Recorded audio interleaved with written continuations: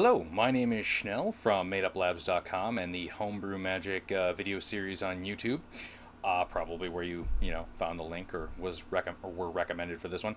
But I am going to be doing a box opening. Not my own box, unfortunately, but Chris was wealthy enough, lucky enough, however you want to quantify the ability to acquire collector booster boxes at this point for those that are gainfully employed and have the disposable income for it.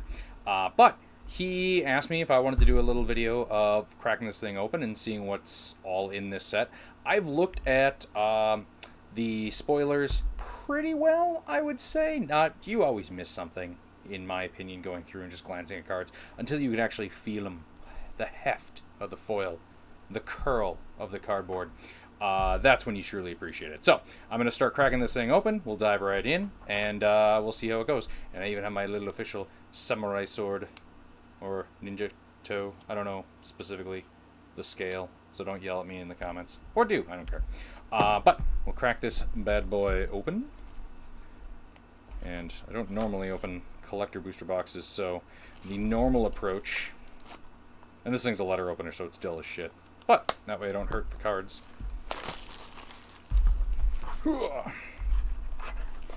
Now, there's only 2 rows.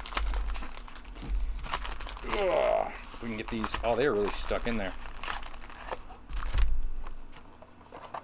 And we'll throw those back in there for Chris once we're all set here. But we've got a total of 6 in each pile, so 12 booster packs total. That is not a lot of packs. But, again, all the foil, all the fancy, all the collectible. And we'll see how Chris did on his pack. So, we're going to scoot the unopened ones here, and...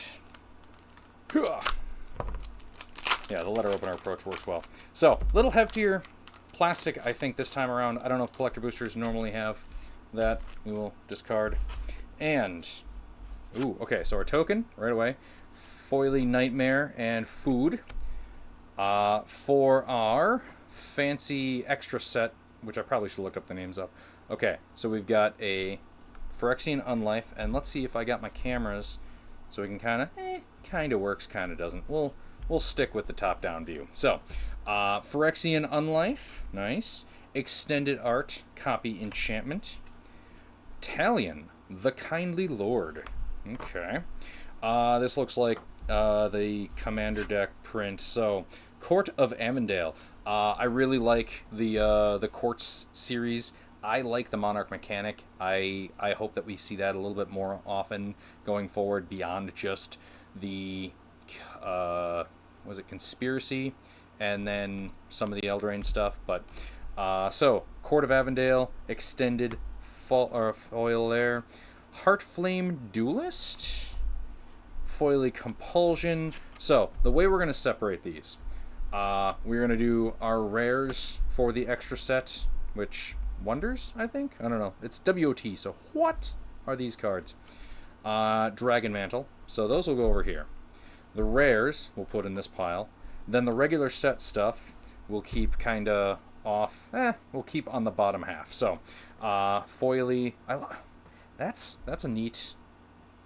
I like that forest art. Chancellor of the Tales. Fairy Advisor. Witch's Vanity. I was just talking about how this will probably go in my Gen Enchantments deck. Ariat's Tempting Apple. Food. Crystal Grotto. Root Rider, Fawn. Okay, so it filters the one time.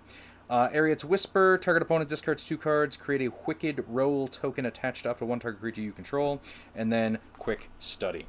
I think what I'm going to do is I'm just going to open all the packs. And then I've got my little scanner app. And I will go through real quick at the end. Scan everything up and highlight, if you're not aware, the current prices as of opening day. Which... it is release day, it's opening day, it's all good. So, next pack, which again, we'll do Commander pile, that pile, lands and tokens I always group together. Heavier plastic, gone away. Food, Rat. Okay, so Extended Art, Foil, Imidane, which I don't know if I'm saying that correctly. I did do a read-through of the first chapter of this storyline before I figured out that Wizards had started doing their own audiobooks, so I gave up on that unless somebody wants me to keep going. Ooh, Ley Line of the Void. Extended art. I think these are all extended for the fancy what orders. Horned Lochwhale. The owner of target attacking creature you don't control puts it on the bottom of their library. That's neat. Okay, and then it's a 6/6 flash ward to it enters the battlefield tapped unless it's your turn. Okay. Werefox Bodyguard, extended art, not foil though. Flash, 2/2. Okay. Foily, three blind mice, which I will try not to sing the song there. Nice, back-to-back Spreading Seas, one foil, one not. There's some interesting choices that they made, and like I'm kind of curious what their thought process was, because this was originally Zendikar, I think, for Spreading Seas, but it was a great deck if you ran the Merfolk Modern build. It might still be decent. Foily Island, which that's a river, so I guess any body of water now is an island. Twisted Fealty, Soul Guide Lantern. That's been reprinted a couple of times already now. Bitter Chill, Stockpiling Celebrant, Grabby Giant, Commune with Nature. I believe that one's also reprint, and Shatter the Oath. So far, none of the commons, uncommons have really jumped out at me from the set, and I don't know the value of, like I said, the rares and mythics, but we'll scan everything up and give a little detail at the end. Food token and human token. That is a generic walkie dude. That is what I picture when I think a 1/1 guy. Just a dude, walking stick. Prismatic Omen. Lands you control every basic land type. That's gotta be something, because that was I think that only has one, maybe two other printings. But yeah, foil in that border style. Land tax. That one looks less special. They did kind of children's book art, or stylized children's book art, for most of these. And then land tax, not as much. But land tax is a solid pull. Decadent Dragon for the base set. Just a storybook border. Songbird's Blessing, that is from the Commander deck. Foily Sleep Cursed Fairy, 3/3 ward 2. Oh, holy shit. Okay, so immediately, again, not noticing everything. 3/3 for 1 blue, flying, and ward 2. What's wrong with it? Sleep Cursed Fairy enters battlefield tapped with 3 stun counters on it. Okay. And then pay 2 to untap it. That seems real neat. Vampiric Rites for what? Griffinary. Not a great card. I like Griffinary. I run it in one of my life gain decks, and it's one of those things where if I'm just dicking around, gaining 30, 40 life around, that at least I'm building board state rather than just stalling the game out, so I can actually swing out and try to finish the game. So this one has a special spot in my heart. That tunnely forest view, which again, trees. Trees are in a forest. Rivers are not islands. Tattered Ratter, Human Peasant. Whenever a rat you control becomes blocked, it gets +2/+0 till the end of the turn. Finally, some real rat support in red for some reason. Succumb to the Cold. Dutiful Griffin. Griffin Tribal gets more powerful, I see. Verdant Outrider. Can't be blocked by creatures with a power of 2 or less this turn. That's not bad for a 4/2. That's a good sealed card. Aquatic Alchemist. For some reason, this set is the most tongue twistery, I think, so far. They've got a lot of cards that are just alliterative and unnecessary in that regard. Balluna's Gatekeeper and Sweet Tooth Witch. ETBs create a food token.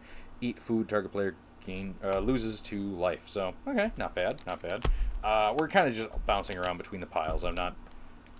If this was a regular booster pack, I always save the top middle when you open it, because that's usually the best one in my opinion, and I have no facts to back that up. Food token seems to be some sort of very angry gelatinous treat. And on the backside, ooh, that's... I actually really like that mouse token. Again, I've become more of an appreciant of tokens and token art lately, having started sorting all of my collection, including the tokens. So that I like that mouse. Expel the interlopers. Ooh, this looks like a board wipe. Just choose a number between 0 and 10. Destroy all creatures with a power greater than or equal to the chosen number. Yeah, I need a copy of that myself. It is extended art. It is foily. It is nice. Ley Line of Sanctity. FU Mono Red. Elusive Otter. I pulled one of these out of my pre-release kit. Didn't get a chance to play in the pre-release, but we will eventually get to roll with some of these cards in a sealed environment. Honestly, even just by itself, I like the 1/1 Prowess Otter for 1. That is a solid body, and then the ability to pump stuff on its adventure is pretty good. The only annoying thing, in my opinion, blue, Prowess, absolutely. Green for EDH purposes, because I am an EDH player first and foremost. That green means that I can't run it in any of my standard Prowess builds. It doesn't fit. It kicks itself out of the boat. Song of Totentaz. Again, I don't know why, but unnecessary naming, but more rat support in red. We've got an extended art there. Regular boring foil Gumdrop Poisoner. Hatching Plans is a foily in the What set. Stab Wound. Stab Wound I like. I like enchantments. I like enchantments for my Gen deck. Mountain. This is a very dwarven mountain art.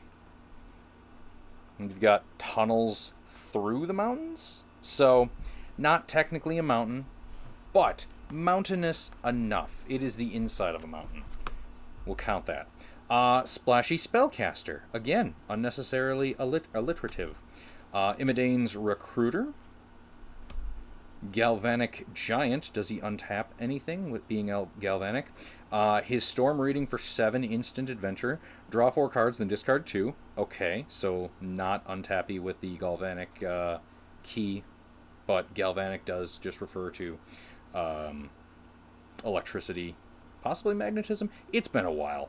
It is a 3/3 giant wizard for 4, and whenever you cast a spell with a mana value of 5 or greater, tap target creature an opponent controls and put a stun counter on it. So it does some stuff with tapping. So we will count that as a true Galvanic card. Hopeful Vigil creates a White Knight token. I feel like this might have been reprinted from the first Eldraine set, because this effect feels familiar. Cut In, create a hero role token. I do really like the rolls, just because token enchantments is something that I've wanted for a while, and again, specifically for my Gen deck, the Arkham Weaver. Hopeless Nightmare, ETBs each opponent discards a card and loses 2. Nice. When it's put into the graveyard from the battlefield, scry 2. Oh, speaking of Gen, this guy, or this thing, needs to go in Gen. Don't know what I got for it, though.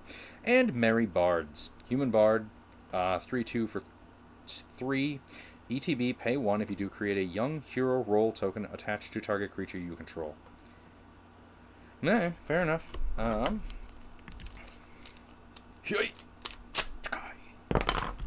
don't know why I have to add my own sound effects for this. There we go. More food. This set, I haven't seen as many food creators. Okay, there's one around the top of the pile there, but I don't know why they need that many different food arts. But on the back side, we've got, ooh, that is a nice treasure. That almost looks like the art from Kaldheim, like very reminiscent of the token art from that set. Rankles Prankles. It's just a prankle, bro.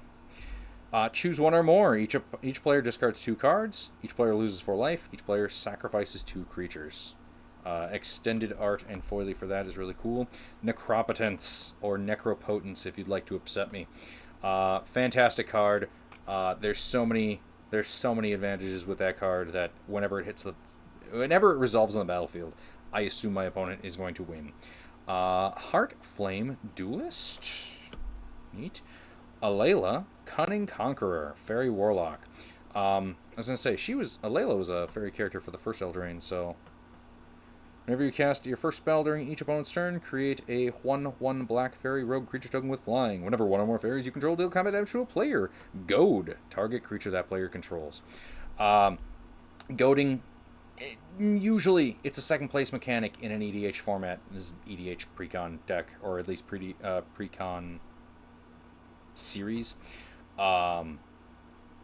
I think in this it kind of goes along with that Irenicus guy and his whole goady goad features. So they're doing their best to change goad's viability, I think, through additional mechanics and additional interactions, because the goading is just a secondary aspect of this card. It is not the primary mechanic. Song of Totatatatatatism. Just a foil there. Intangible Virtue. That is just pretty. Again, good enchantment for creature tokens. Knightly Valor.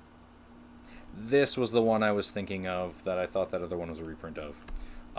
Plains. That's a forest. That is a forest with tendrils. That is at best a swamp. That is a black, green, white producing plains. Obera. Dreaming Duelist. Some more fairy tribal stuff. And I like the blue-black fairy route. It looks like they've got a lot of fun cards there. Tenacious Tombseeker, you say. Shrouded Shepherd. Unnecessarily alliterative set. I'm just going to keep harping on that. I will be stealing this from Chris. I have an Evolving Wilds collection. So foily Evolving Wilds. I'll just set that up there. Unless he watches this video, he doesn't need to know. Hamlet Glutton, one of those bargain boys. I don't know if bargain actually benefits you at all. Like, yeah, there's a lot of stuff in this set that creates those enchantment tokens, but then you end up just, if you bargain them away, is it worth it for the extra cost on the card that creates the token? And is the extra bargain, like, when it enters the battlefield, I'm sorry, it's only 2 less if it enters the battlefield, which still is a 6/6 for 5 trample, and you gain 3 life. So that's not great at the cost of an extra card. But Sleight of Hand, that's got to be a reprint. Yeah, I know Sleight of Hand is a reprint. And then Edgewall Pack, more doggies. Thank you, letter opener. Floor's going to be covered in a dozen packs at least. Or at max. Food token with a rat. It's kind of a cute little fairy rat. Can't block because it's too tiny. By fairy, I mean fairy tale. I should not abbreviate in such a format when the fae and fairies are prevalent. But Fane's Bane Troll. Maybe I'm just bad at reading. Fane's Bane Troll, just extended foily. Enters the battlefield, create a monster roll token attached to it. Sacrifice an aura attached to the troll, and it fights a creature you don't control. If that creature would die, exile it, activate only as a sorcery. So it gets rid of that monster roll token, which we haven't seen. I want to see those foils, the roll tokens things. Ley Line of Lightning, support for red. Ooh, Restless Spire. ETB's tapped. Extended Arch, obviously. Adds red or a blue, not in that order, and then for one of each of those mana, becomes a 2/1 red, blue, elemental creature token with, as long as it's your turn, this creature has first strike, it's still a land whenever it attacks scry 1. That feels okay. That feels playable. Lich Knight's Conquest. Sacrifice any number of artifacts, enchantments, and or tokens. Return that many creature cards from your graveyard to the battlefield. This feels like a payoff for all those roll tokens that you're creating, because this is only 5, and it's sacrifice any number of artifacts, enchantments, and or tokens. So definitely aimed at those rolls. The fact that it's tokens doesn't undercut the artifacts or enchantments, which you're going to have a lot of food in this set if you're playing the sealed, and you're going to have a lot of enchantments if you're playing it sealed. Beyond that, EDH, you should have a bunch of those. Standard? Who knows? I don't play Standard. Haven't in a few years, but we'll get back to it eventually. Tangled Colony. 3/2 rat for 2. Can't block because it's tangled. It's the Rat King. When it dies, create X black 1/1 rat creature tokens with this creature can't block, where X is the amount of damage dealt to it this turn. That's really cool, especially if you do a red-black tribal and like Blasphemous Act, so you board wipe killing this thing and then get 13 more. Raid Bombardment, love this card. Back when I did play Standard, played the hell out of little red weenies. Ground Seal. That's an older reprint. Plains that's not actually a plains, but again, neat art for either a forest or a swamp. Frolicking Familiar, more Otter Tribal coming in hot. Blow off Steam, deal 1 damage to any target. Flying, whenever he has an instant or sorcery spell, it gets +1/+1 till the end of the turn. Actually, I do have a Jeskai Spell Slinger deck that I might be playing in an episode or two, so if I pull one or more of these or steal this one from Chris, this one might actually see play real quick. Troyan, Gutsy Explorer. 1/3 Vidal. Oh, the Vidalkin. So yeah, we were discussing in our private Discord where you guys can't hang out, that the Vidalkin, it's interesting to see them pop up on additional planes now beyond the Mirrodin block and Ravnican block, because they are the weird six-finger folk, well, and Kaladesh now. So they were in 3 planes that primarily dealt with like artifacts or more modern settings. So seeing them crop up now in other sets that don't really have that same theme, I'm curious if that is a result of the realm paths being more of a thing now, that anyone can kind of planeswalk and the universes will just bleed into each other as everyone gets lost in the woods and wanders through holes in the space. We'll find out. Stroke of Midnight, destroy target non-land permanent. Its controller creates a 1/1 white human creature token. Okay, yeah, that's solid. That's your Beast Within. That's there's other ones: the elephant, the monkey, the standard removal. Johan's Stopgap, Toonvale Guide, Leaping Ambush. Kind of skipping over some of these. Warehouse Tabby, love me some cats. 1/1 for 1. Whenever an enchantment you control is put into a graveyard from the battlefield, create one of those rats that can't block, and it gains Death Touch. Not good enough for Gen. We like Gen. We're going to keep him in mind because this set probably give him the most new toys. Yeah. Okay, so, again, more unique food art. Our new favorite human character. Primal Vigor, Foily. Well done on your box, Chris. This one's got to be worth something.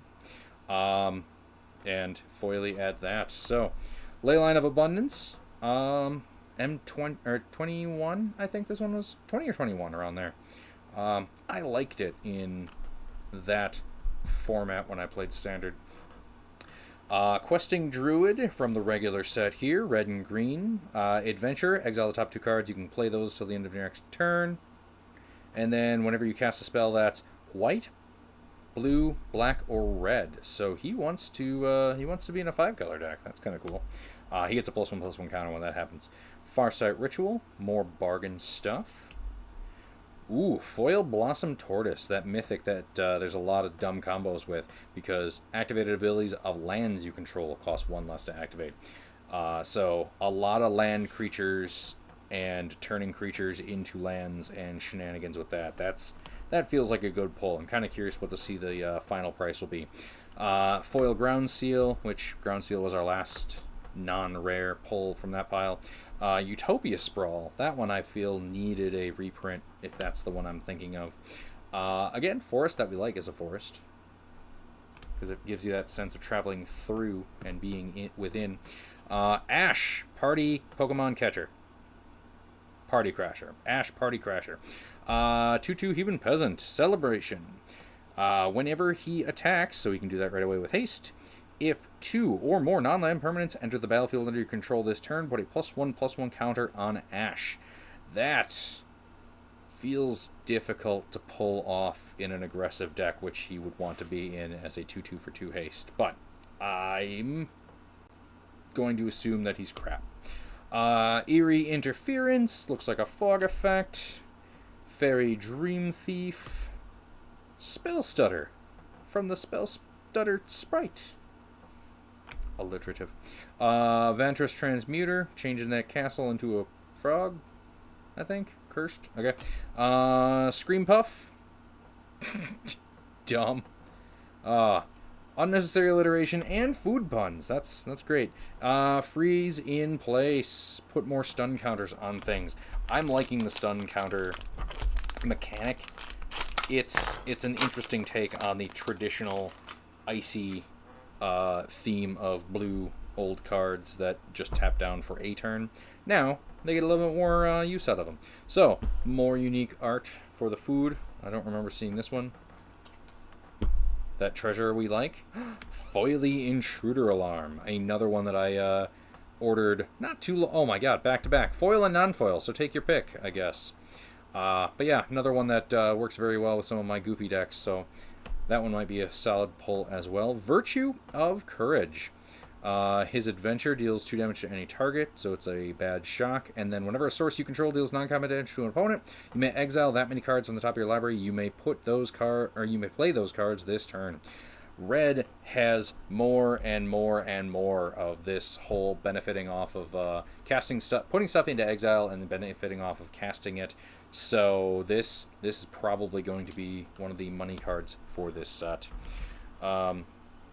Spellbook Vendor. 2/2 Vigilance for 2. Whenever when at the beginning of combat on your turn, you may pay 1. When you do, create a Sorcerer roll. I don't remember what that one does. I think it turns them into like Timmy's. Kellen the Fey-Blooded. Foily. And kind of like faded printing too. A little light there. White ability, search your library for an aura or an equipment card, reveal it, put it in your hand, then shuffle. That's great. And then red is this is the main character from the first story, the like kid who wasn't sure about himself. 2/2 for 2 double strike. Other creatures you control get +1/+0 for each aura and equipment attached to Kellen. That's really good. He seems really fun. Garruk's Uprising. Foily. Okay in certain builds. Compulsion. Meh. Island. That is a river. Unless they're counting the tree bridges. I think those are tree bridges. They have vines like coming off them. So yeah, so far the land art is meh. Like, I get what they're going for, but it's not. They need a better dictionary. Red Tooth Vanguard, Woodland Acolyte, Gadwick's First Duel. Does create a curse. Okay. Not dead after all. More of these effects. Until the end of the turn, when target creature you control gains. When this creature dies, return to the battlefield tapped under its owner's control. Then create a Wicked Roll token attached to it, which it'll give it +1/+1. And when it's put into a graveyard, each opponent loses 1 life. Yeah, this is just the next in a line of black cards that all do the same. When your creature would die next, they don't, or they come back. So you get those death triggers, you get those ETP triggers. There's lots of fun stuff that you can do with that. That one I might scoot over here because it's gonna be low because it's release weekend. This is one that I'm going to moderately spec on. I'm gonna get a dozen or so copies probably just for decks. Torch the Tower, more bargain stuff. Borrow Naughty, little 1/3 fairy. As long as you control another fairy, it's a 1/3 flying life linker, and then it's pumpable. Costs too much to pump though. And Minecart Daredevil. It's a red dwarf with no. It's technically a vanilla creature. After the adventure, it's a vanilla creature, so that's cool. Pack 4th from last. We didn't get that far. Okay. We've seen this food art. It's a bowl of eye onion. Oh, this beast. This is cool. This is very medieval tapestry art, and I like this style. I wish more of the fancy storybook art would look like it should hang in a castle in the UK somewhere. So, I like that. That Horned Lochwhale, we've seen him before earlier on. Dawn of Hope. This one does a ton of work in my aforementioned life gain deck. Whenever you gain life, you may pay 2 to draw a card. Card advantage in mono white is few and far between, so Dawn of Hope. And pumping out little life linker dudes. So it kind of feeds itself. Very, very good. Restless Cottage. This looks like the Baba Yaga house. ETB's tapped. Taps for a black or a green, just like that forest, swamp, mountain. I don't know. Again, real bad land art. But for 4, it becomes a 4/4 black and green horror creature token that's still land. Whenever it attacks, create a food token and exile up to 1 target card from a graveyard. Not bad. Not bad at all. Timber Paladin. Oh, from the Commander set. As long as it is enchanted by exactly 1 aura, it's a 3/3. If it has 2, it's a 5/5 with Vigilance, and if it's enchanted by 3 or more, it is a base 10/10 Vigilance Trample. That is a neat take on that previous series of growing. So that's a cool one. The Leveler before Leveler is now branched off into its own sub-theme. Ingenious Prodigy does not ping, but it skulks. ETBs with X +1/+1 counters on it at the beginning of your upkeep. If it has 1 or more +1/+1 counters on it, you may remove 1 from it if you do draw a card. Okay, not pinging, but drawing.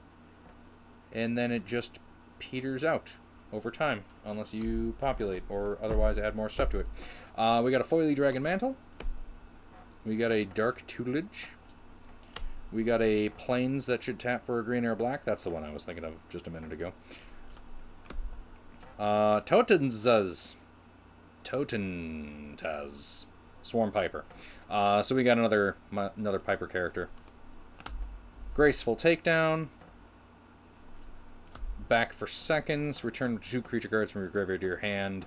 If this spell was bargained, you may put one of those cards with a mana value of 4 or less on the battlefield instead of putting in your hand. That's not terrible for the bargain.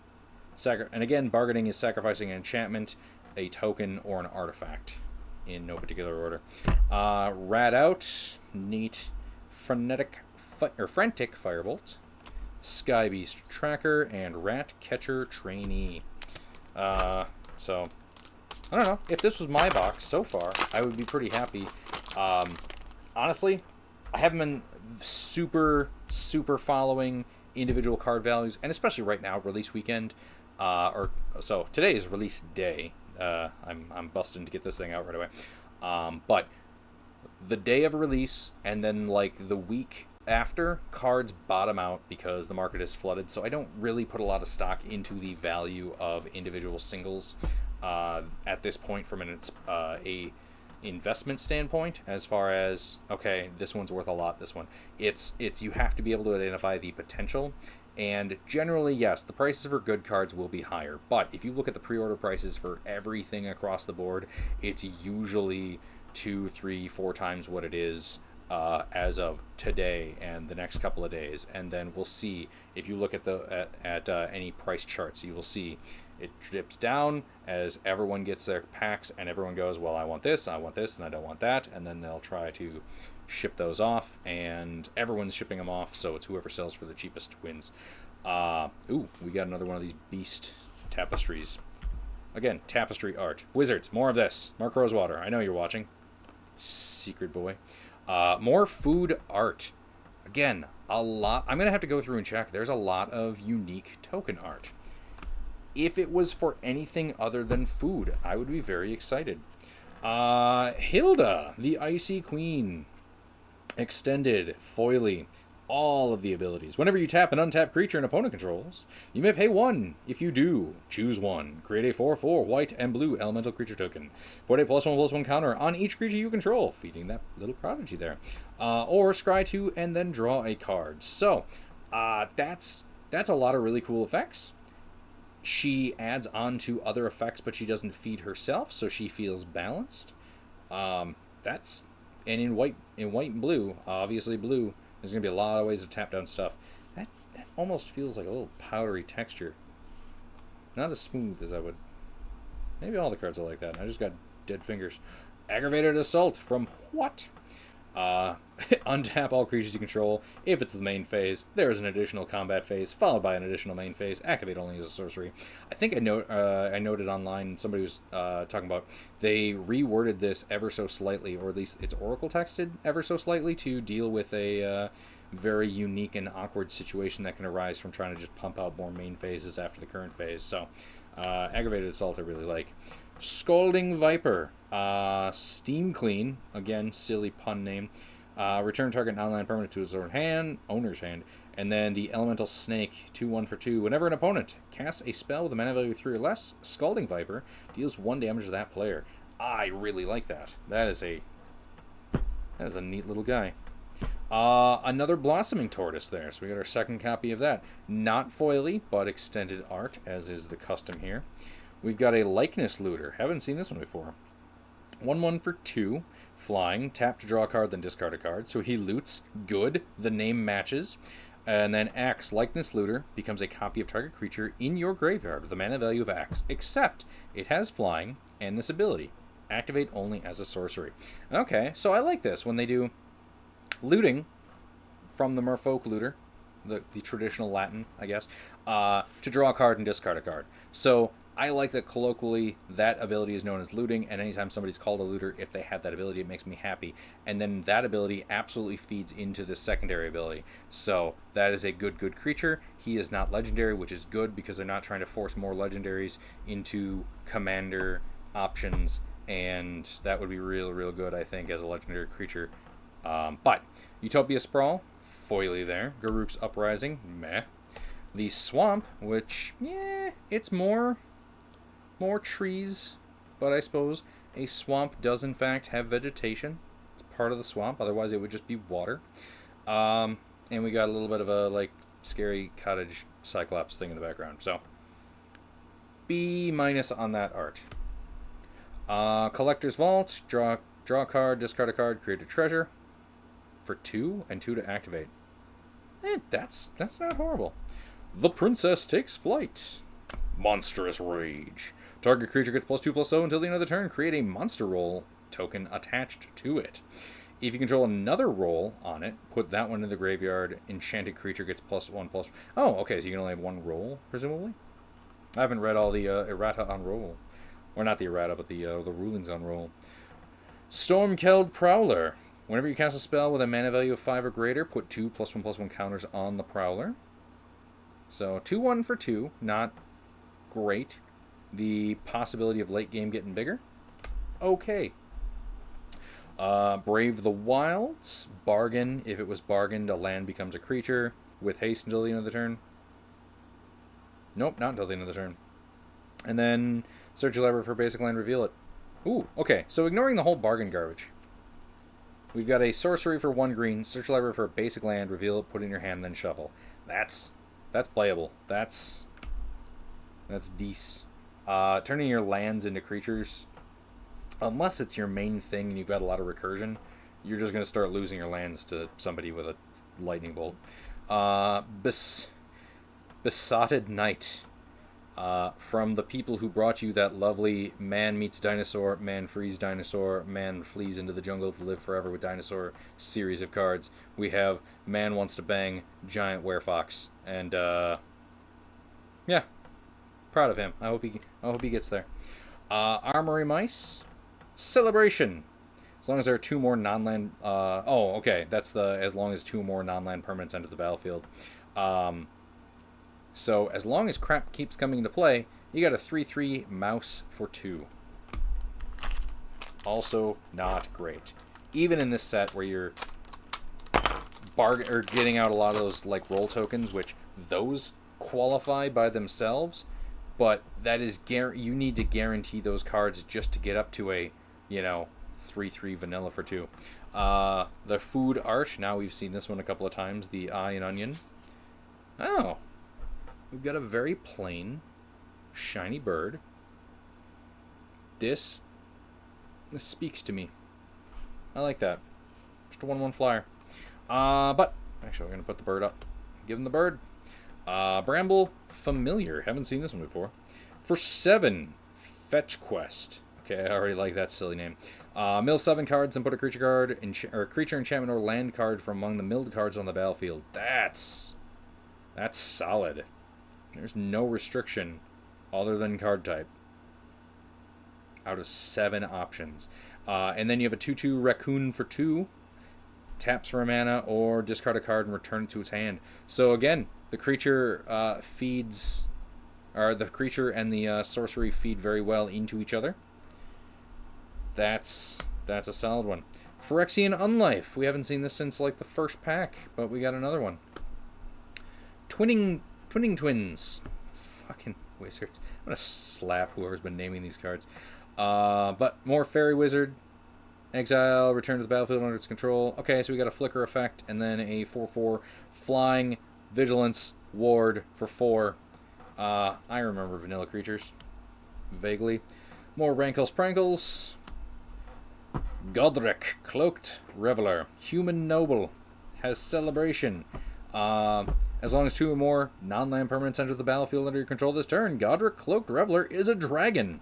With a base power and toughness of 4/4, he has flying and typical Dragon Breath, a red for a power. My kingdom for a power.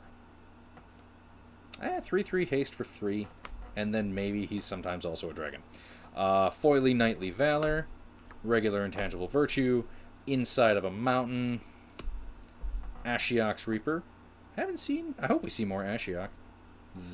That is a fun character. Whenever enchantment control is put into a graveyard from the battlefield, draw a card. That might end up in my Gen deck. Exile target creature. If you control enchantment, scry 2. Maybe. Hearth Elemental, but no Home Elemental. Sugar Rush. Pun name. Black and 1. Target creature gets +3/+0 until the end of the turn. Draw a card. Obra's Attendant. Diminisher Witch, and Return from the Wild. So, last pack. We've been at this 40 minutes. Maybe. If I edit. I probably won't cut stuff. Who cares? It's fun to watch packs, I think. Food. We've got that spiky gelatinous thing. We've got, a fairy. This creature can only block creatures with flying. Virtue of Persistence.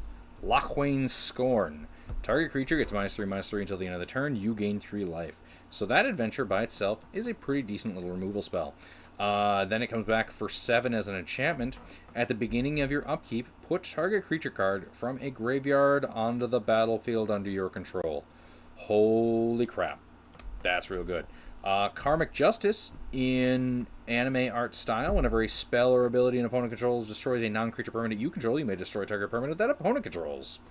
Karmic Justice. It used to be a stained glass window, which, I mean, at least this shows violence, and violence is a form of justice in certain people. Holy crap, another Virtue of Presence. So we've got 2 in 1 pack, foily and non-foily. Neat. Well, very curious to see what the value on this thing was. Red Cap Gutter Dweller, extended art. The Goose Mother. The Goose Hydra. The goose is loose. So, 2/2 for 2, or 2/2 for 2, and then with the X, becomes an XX for X, basically. And just a battlefield, create, this is a reskin, kinda, of that, snake, Hydroid Crassus. So, we've got Hydroid Goose Crassus. Stab Wound Foil, Season of Growth, Backside of the Mountains, Undercarriage, Archive Dragon, Greta, Sweet Tooth Scourge. 3/3 for 3, ETB, create a food token for 1 green, sacrifice a food to put a +1/+1 counter on target creature, activate only as a sorcery, sacrifice a food, you draw a card and lose a life. Okay. Disdainful Stroke, decent reprint. Gnawing Crescendo, Merfolk Coralsmith, Snaremaster Sprite, alliterative, and Kellen's Light Blades. Okay, so now, at this point, I'm going to take a quick timeout. I'm going to scan up everything, and we're going to take a look at the final value, see how we did as of opening day card value. Okay, so right now, these 9 cards, TCG mid value, as of day opening, we've got about $51 worth of stuff here. Everything else is under $2. Ever since running my own LGS, that was usually my threshold of bulk rare. So not necessarily bad cards, just not valuable, as I explained. So we've got 51 so far. let's take a look at the extra set stuff and Commander real quick and see if we can make up the difference on the value of this box. These 8 from the Enchanting Tales, Wilds of Eldraine Enchanting Tales, otherwise WOT is the code, so it's what, in my opinion. But, of the what cards, yeah, these 8 are the ones over, or $2 or more for their value threshold. So we've got $54, so that puts us at 105 with some surprisingly undervalued stuff. Our last little indicator, and I can just do these in real time, probably. Nope, extended art does not like. Open borders, my app doesn't like it. Under $2. Exactly at the $2 threshold. Right at the $2 threshold. And lastly, the Court of Ardenvale. $2 and then some change with there, so we've got another $6 there. I'm not going to go through all of the commons and uncommons, but honestly, in my opinion, I will still buy packs. If you want to buy singles, that's great, but you also have to know exactly what you want, when you want it, and how much you're willing to pay for it. When you buy packs, you generally support a small game store. I know there are a lot of people that are like, no, just buy singles, don't gamble on it. My justification is every time I stop at a game store, I buy a couple of packs here and there. It's not going to, you know, give them a huge windfall financially, but it's something if they don't have a massive singles market and you're at your local LGS. That's okay. Local game store. Local game store. I apologize for that. But your geographical nearest LGS. Buy a pack or two whenever you swing by to see what they got. It helps out. Plus, I don't know if you've ever taken plastic off of cardboard. It's exhilarating. It's like lottery tickets. And even if you could get something out of the losing tickets, all these losing tickets here, these are going to go into, well, not mine, but other people's decks. They could end up being given to somebody, getting somebody else into the hobby, getting more opponents, getting more players, getting more friends. So, buy packs, grab singles when you need to, but support your local game store more than just buy stuff online. Buy singles from the internet. Buy cardboard and plastic wrap cardboard from people that you can look in the eye, that you can smell in the nose, that you can taste in the mouth. Real people.